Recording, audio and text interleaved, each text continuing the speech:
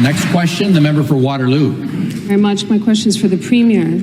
Speaker, people across this province are struggling and they are hurting. Their rents are higher. They can't find a family doctor.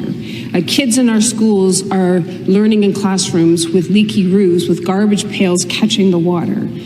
Ontario has become a have-not province. Today's fall economic statement gives this government an opportunity to right those wrongs and course correct in a major way. To the Premier, will today's fall economic statement show a government that is willing to invest in the province of this, in the promise of this province?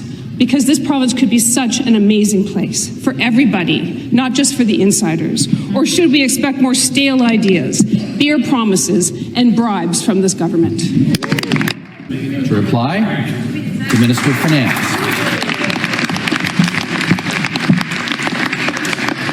Well, thank you, Mr. Speaker.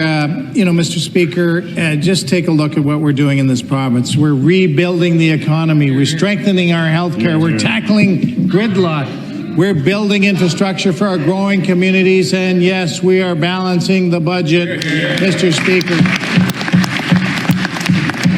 Now, the Premier got up earlier and he talked about how we're building this economy. Mr. Speaker, if you look since 2018, the economy has grown by over $300 billion to $1.1 trillion.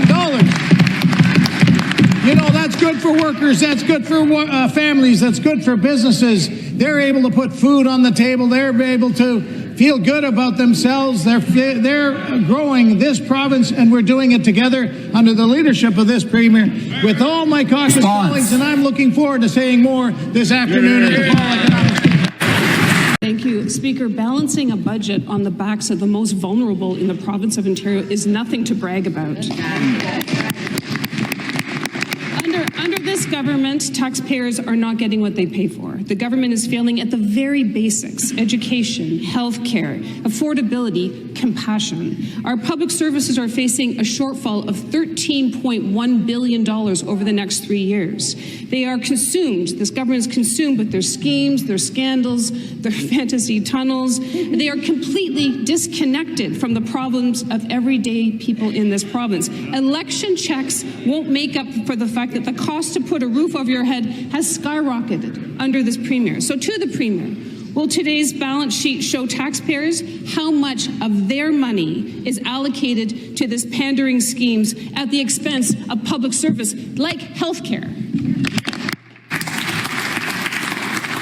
Members will please take their seats.